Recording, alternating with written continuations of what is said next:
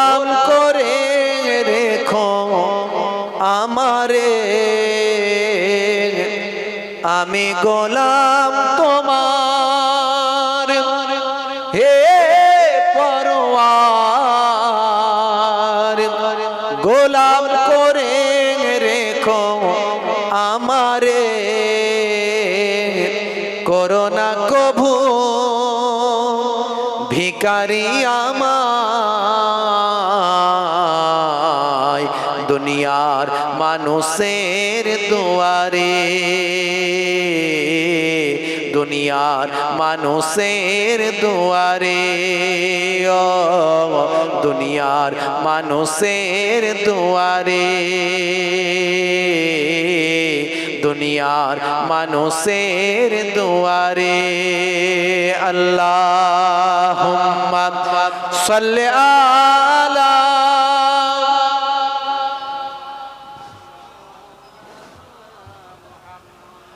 ওয়া আলা আলিহি।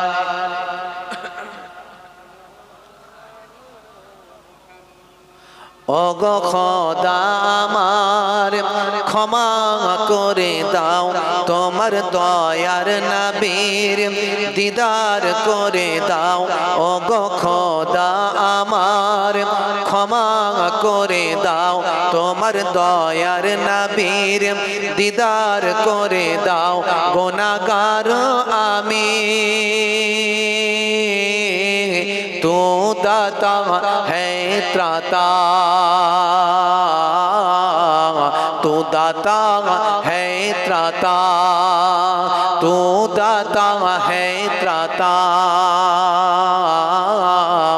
तू दाता है त्राता। अल्लाहुम्मा सल्ली अला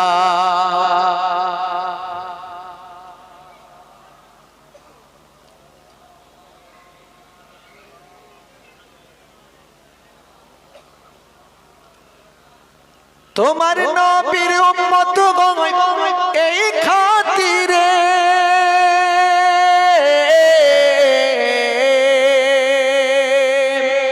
মাফ করে দাও তুমি এই আমারে। তোমার নবীর উম্মত গণ এই খাতিরে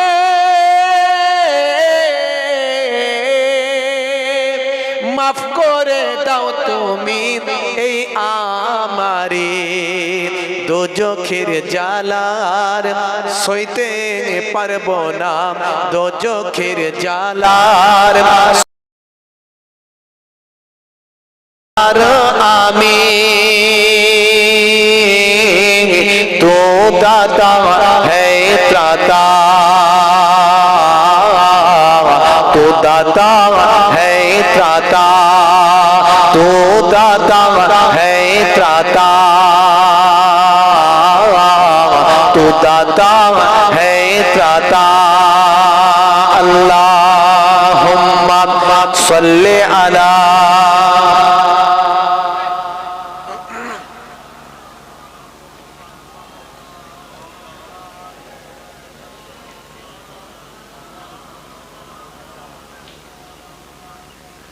ওগো খোদা আমার ক্ষমা করে দাও, তোমার দয়ার নবীর দিদার করে দাও।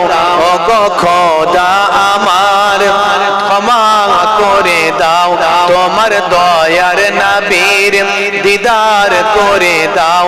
গুনাহগার আমি,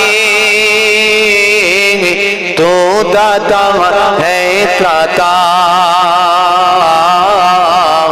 तू दाता है त्राता। अल्लाहुम्मा सल्ली अला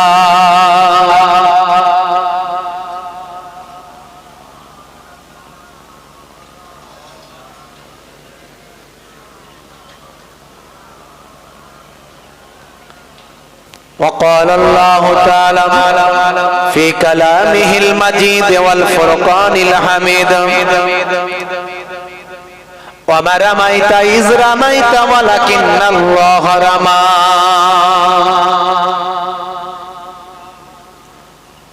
وقال الله تعالى আইজান ফি কিতাবিহি মুখবিরান আতিউল্লাহ ওয়া আতিউর রাসূল ওয়া উলিল আমরি মিনকুম ওয়া ক্বালা আন-নাবিয়্য সাল্লাল্লাহু আলাইহি ওয়াসাল্লাম সিবাবুল মুসলিমি ফুসুকুন ওয়া কিতালুহু কুফরুন ইলা আখিরিল হাদিস আও কামা ক্বালা আলাইহিস সালাতু ওয়াত তাসলিম।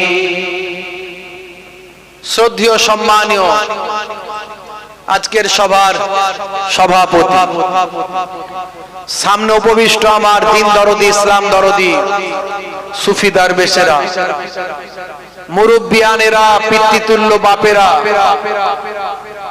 সর্বোপরি ফুরফুরা দরবার শরীফ থেকে আগত মামাজান হুজুর পীর কেবলা মাদ্দাজিল্লাহুল আলী, আমার মাইক্রোফোনের আওয়াজে কান লাগিয়ে আছেন জাতি ধর্ম বর্ণ নির্বিশেষে শ্রোতা বন্ধুরা, পর্দানসীন আমার মা ও বোনেরা, সামনে দূর দূরান্ত থেকে অনেক কষ্ট করে মেহনত করে ছুটে ছুটে এসেছেন আমার মিডিয়া পার্সন, মিডিয়া বন্ধুরা, প্রত্যেককে আমি আমার অন্তরের অন্তঃস্থল থেকে সালাম এবং মোবারকবাদ জানাই। আল্লাহ পাকের রহমত সমস্ত ঈমানদারির উপর হোক, জোরে বলুন আল্লাহুম্মা আমিন। আলহামদুলিল্লাহ, আমি এখন বসে বসে ওয়াজ করছি কয়েকদিন থেকে। আপনারা অনেকেই জানেন যে আমি চেয়ারে ছাড়া ওয়াজ করতে পারি না, কারণ আমার কোমরে এমআরআই আছে, এমআরআই হয়েছে, প্লেটের সমস্যা আছে। তো যাই হোক, কদিন আগে আমার নিয়ত ছিল আল্লাহর কাবা ঘরে গিয়ে দোয়া চাইবো, রাসূলের রওজায় গিয়ে দোয়া চাইবো। তো দোয়া চেয়েছি, আলহামদুলিল্লাহ আমি দেখছি এই কয়েকদিন থেকে বসে বসে ওয়াজ করছি। আমি চেয়ারে বসে, সবাই নিচে বসে থাকেন, আর চেয়ারে বসে ওয়াজ করাটা নিজেকে বড্ড বেয়াদবি মনে হতো, কিন্তু ডাক্তারি পরামর্শে আমি চেয়ারে বসেই ওয়াজ করতাম। আলহামদুলিল্লাহ আমি কয়েকদিন ধরে বসে ওয়াজ করছি, দোয়া চেয়ে এসেছিলাম। আমি জানি যে সেখানে দোয়া চাইলে দোয়া কাউকে আল্লাহ ফেরান না, ফেরান ভাই, ফেরায় না। তো আমার বড্ড আশা ছিল যে আমি এবারে গিয়ে বসে ওয়াজ করে দেখবো যে অসুবিধা হচ্ছে কিনা। আলহামদুলিল্লাহ কয়েকদিন আমি জলসা করছি এসে, উমরা হজ থেকে ফিরে এসে, তো আলহামদুলিল্লাহ এখনো পর্যন্ত সমস্যা হয় না। তাই অনেকে হয়তো ভাবছেন, চিন্তা করছেন যে নিতো চেয়ারে বসে ওয়াজ করেন, তো আবার বসে কবে থেকে ওয়াজ শুরু করলো। তো যাই হোক, আপনারা দোয়া রাখেন যেন আমি বসেই ওয়াজ করতে পারি। আমার কোমরের প্লেটের সমস্যা আছে, এমআরআই হয়েছে, দীর্ঘদিন ধরে ওষুধ চলছে। তো আলহামদুলিল্লাহ এখন অনেকটাই সুস্থ আছি। আল্লাহ রাব্বুল আলামিন যেন কবুল করেন এবং দোয়াকে কবুল করে বসে ওয়াজ করার তৌফিক দেন, বলুন আল্লাহুম্মা আমিন। তো যাই হোক, খুব অল্প সময়ের জন্য দু চার কথা আলোচনা করে আপনাদের খেদমত থেকে বিদায় নেব ইনশাআল্লাহ। মামাজান হুজুর কেবলা এসেছেন, তিনি মোনাজাত করবেন। যার শেষ ভালো তার কি ভালো, সব ভালো। এটা তো গোদা বাংলায় বলে, হাদিস আছে নাকি? হ্যাঁ, হাদিসও আছে। বিশ্বনবীর হাদিস, ইন্নামাল আমালু বিল খাওয়াতিম, শেষ জিনিসের উপর আমল হয়, শেষের উপর আমল হয়। শেষ জিনিসটার উপরে আল্লাহর দরবারে আমলটা গুরুত্ব পাবে, শেষ জিনিসটাই আল্লাহর দরবারে কাজে লাগবে। এই জন্য পণ্ডিতরা একটা প্রবাদ বাক্য তৈরি করেছে, শেষ ভালো যার সব ভালো তার। কিন্তু আমরা শেষটাকে ভালো করতে পারি না। আমরা শুরুটা ভালো দিয়ে করি, শেষটাকে ভালো করতে পারি না। আমরা যখন খাওয়া দাওয়া করি, দেখবেন খাবার সময় বেশ কায়দা কারণ করে সুন্দর করে শুরু করলো, আর শেষটাকে ছড়িয়ে ছিটিয়ে ভালো করে খেলো না, ভালো করে পরিষ্কার পরিচ্ছন্ন করে খেলো না, চেটে পুচে খেলো না। কি হলো? ছড়িয়ে ছিটিয়ে রেখে দিয়ে চলে গেল। শেষটা ভালো হলো না।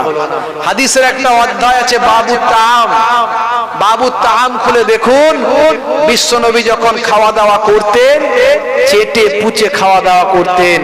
আম্মা জান আয়েশা সিদ্দিকা রাদিয়াল্লাহু তাআলা আনহা বুঝতে পারতেন যে এই প্লেটটাতে দয়ার নবী খেয়েছেন। জোরে হবে না? আসলে আমরা এই সুন্নত গুলো জানার চেষ্টা করি না, আমরা রাসূলের তরিকা গুলো জানার চেষ্টা করি না, বিশ্বনবীর আখলাক গুলোকে জানার চেষ্টা করি না। খালি আমরা নবী আমার বোরাকে চড়ে উড়ে চলে গেলেন, মাশাআল্লাহ, এটা আমরা খুব ভালো করে শুনি। বিশ্বনবীর দয়ার নবীকে শিশুকালে মা হালিমাতুস সাদিয়া রাদিয়াল্লাহু তাআলা আনহা দুর্বল গাধাতে করে নিয়ে গেল, গাধা দ্রুতগামী হয়ে গেল, ছুটতে লাগলো, মোটা তর তাজা হয়ে গেল, সুবহানাল্লাহ, এটা আমরা শুনি।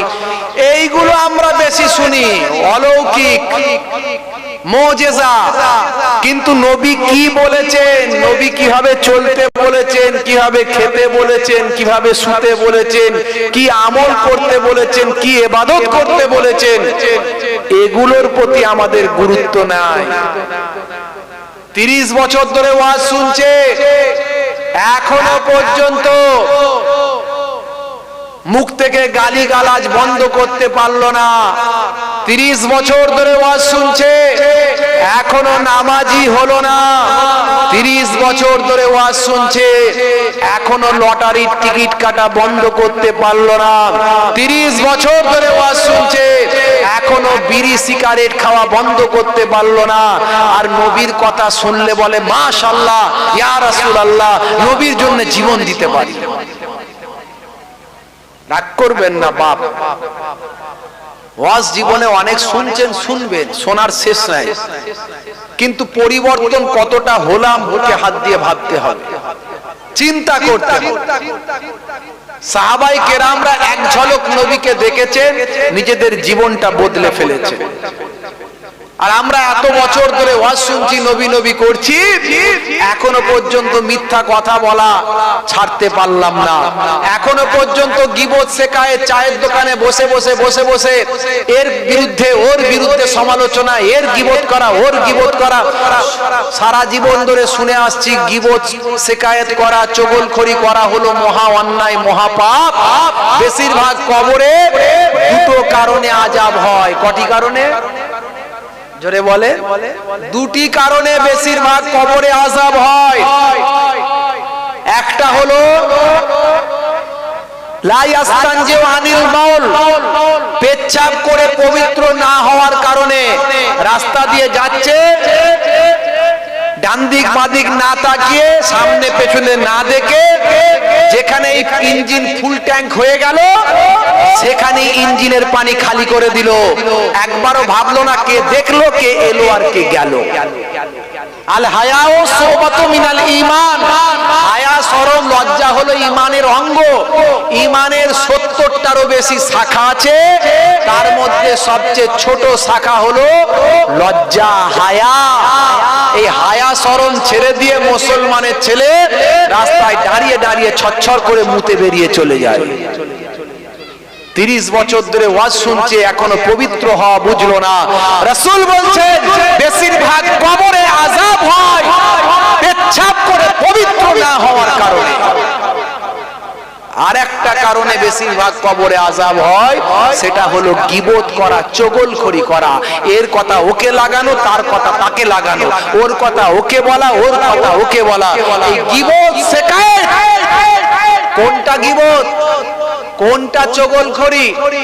আপনি অপরাধী মেনে নিলাম, আপনি অপরাধী, আপনি অন্যায়কারী, আপনি চিটিংবাজ, আপনি অন্যায় করেন, আপনি খারাপ কাজ করেন,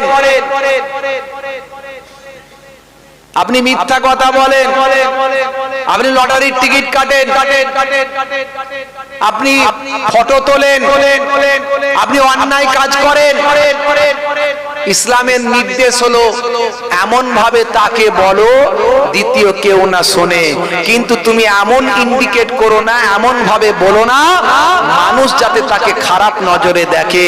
কারণ আল্লাহ তাকে কোন আমলটা তার নিয়ে তাকে বদলে দেবেন, কিভাবে তার চরিত্র পরিবর্তন করবেন, তার কোন কাজটা আল্লাহ ভালোবেসে ফেলেছেন, এটা আপনার জানার ক্ষমতা নাই। আমি স্টেজে বসে বসে কোন মাওলানাকে গালাগালি করতে পারি না, কোন হুজুরকে খারাপ বলতে পারি না, কোন আলেমের বিরুদ্ধে কথা বলতে পারি না।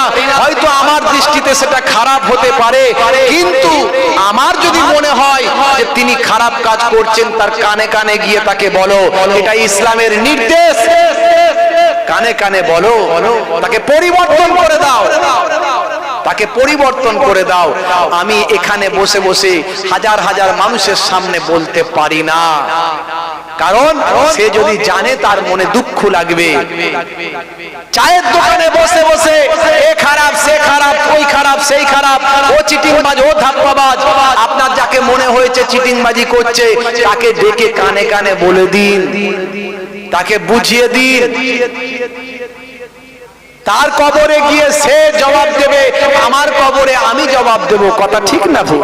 গোর গোর সওয়াল, গোর গোর জবাব। দুটো কারণে কবরে আযাব হবে, একটা হলো চগলখড়ি করা, আর একটা হলো পবিত্র না হওয়ার কারণে, পেচ্ছাপ করে পানি না নেওয়ার কারণে। এই দুটো কারণে। হে তরুণ যুবকেরা,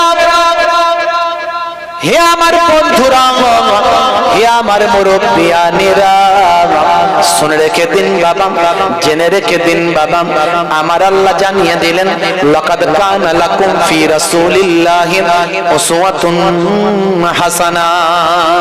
হে দুনিয়ার মানুষ, তোমাদের জন্য তোমাদের নবীর মধ্যে আছে উত্তম আদর্শ। নবীর মধ্যে কি আছে? উত্তম আদর্শ আছে। আখলাক ও আখলাক, হুসন আখলাক, সর্বাপেক্ষা শ্রেষ্ঠ আদর্শ, শ্রেষ্ঠ চরিত্র কার মধ্যে আছে? নবীর মধ্যে আছে।